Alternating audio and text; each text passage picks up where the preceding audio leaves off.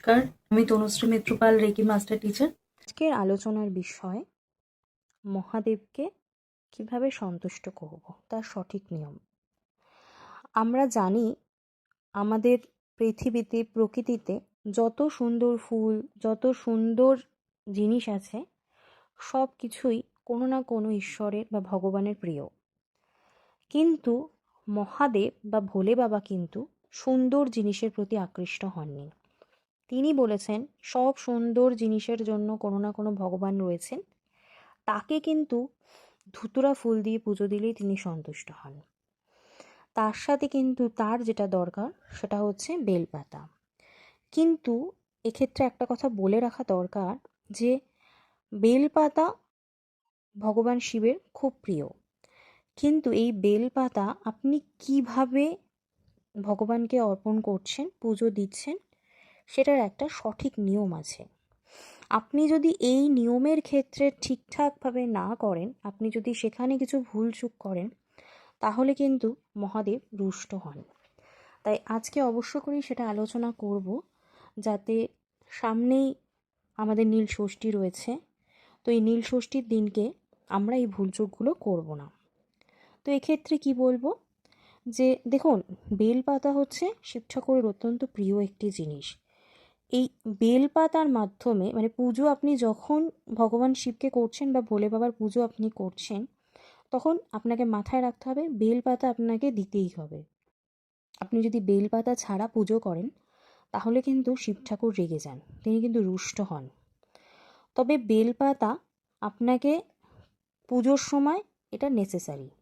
এবার এই যে আপনি পুজো করছেন, আপনি মহাদেবকে সন্তুষ্ট করতে চাইছেন, আপনার কোনো উদ্দেশ্য রয়েছে, আপনি সেটা চাইছেন যে ভগবানের কৃপায় সেটা পূরণ হোক। এবার সেক্ষেত্রে আপনি যেটা যেটা করবেন, যে আপনি মাথায় রাখতে হবে যে আপনি যখন পুজো বসেছেন তখন বেলপাতা না ব্যবহার করলে চলবে না, আপনাকে বেলপাতা দিতেই হবে। সেটি ছাড়া কিন্তু ভগবান শিবের পুজো হয় না।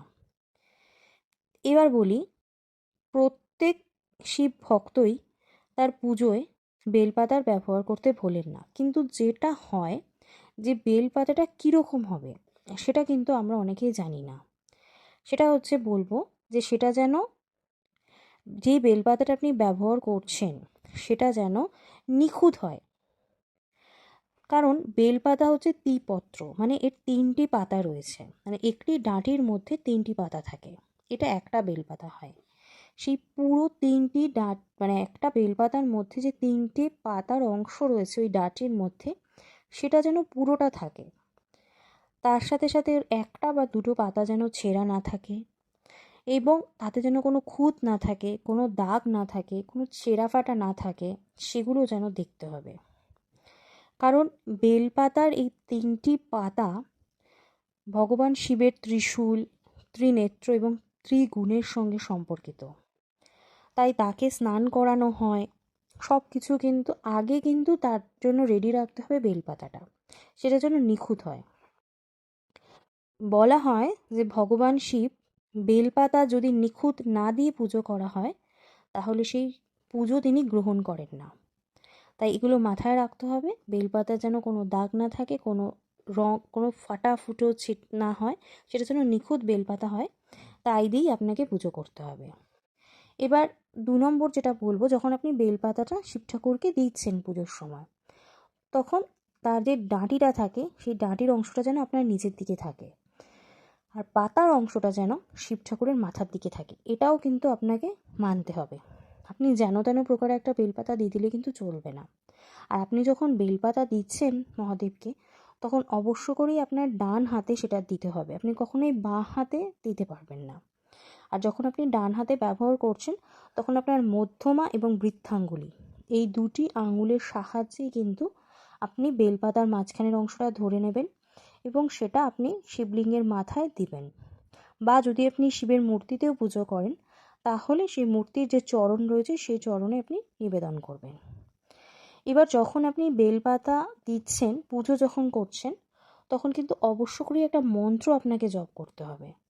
যদি আপনি মন্ত্র জপ না করেন তাহলেও কিন্তু, মানে মন্ত্র উচ্চারণ না করে যদি আপনি বেলপাতা দেন, সেটাও কিন্তু শিব ঠাকুর গ্রহণ করেন না। এবার এক্ষেত্রে বলে রাখি, আপনি ওং নমঃ শিবায় মন্ত্র হোক, মহামৃত্যুঞ্জয় মন্ত্র হোক, আপনি যেটাই জপ করছেন, দুটোই মন্ত্র যদি আপনার জানা না থাকে, ডেসক্রিপশন বক্সে আমার মন্ত্রের লিঙ্ক দেওয়া রইল। আপনারা এই মন্ত্রগুলো দেখে নিতে পারেন, মন্ত্রটা চালিয়ে নিতে পারেন এবং মন্ত্রটা শুনতে শুনতে আপনি মন্ত্রটা উচ্চারণ করে আপনি পুজো সম্পন্ন করতে পারেন। এই ছোট্ট ছোট্ট জিনিস যেগুলো হয়তো আমরা অনেকেই জানি, বাট আমরা মেনে চলি না। তাই এই ছোটো ছোটো জিনিসগুলো যদি আমরা মেনে চলি, তাহলে কিন্তু আমরা নিজেদের জীবনে সাকসেস আনতে পারি, ঈশ্বরের কৃপা আশীর্বাদ পেতে পারি। আমরা তো কাউকে রুষ্ট করতে চাই না, তাকে আমরা তুষ্ট করতে চাই, সন্তুষ্ট রাখতে চাই।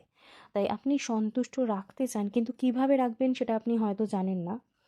তাই আপনি যদি এই ছোটো ছোটো নিয়মগুলো মেনে চলেন, তাহলে দেখবেন ভোলে বাবা সন্তুষ্ট হবে এবং আপনি আপনার জীবনে সেই সন্তুষ্টির ফলও পাবেন। তো আজকের ভিডিও যারা দেখলেন তারা এগুলো মেনে চলবেন, দেখবেন নিজের লাইফে কীরকম চেঞ্জেসগুলো খুব তাড়াতাড়ি হয়। যেটা প্রত্যেকদিন মনে করিয়ে দিই সেটা হচ্ছে যে যদি আমার ভিডিও ভালো লাগে, কারণ আমি প্রত্যেকদিন আপনাদের জন্য ইনফরমেটিভ ভিডিও নিয়ে চলে আসি, যদি ভালো লাগে তাহলে প্লিজ আমার চ্যানেলটা সাবস্ক্রাইব করবেন এবং পাশে যে বেল আইকন রয়েছে সেটা প্রেস করে দেবেন।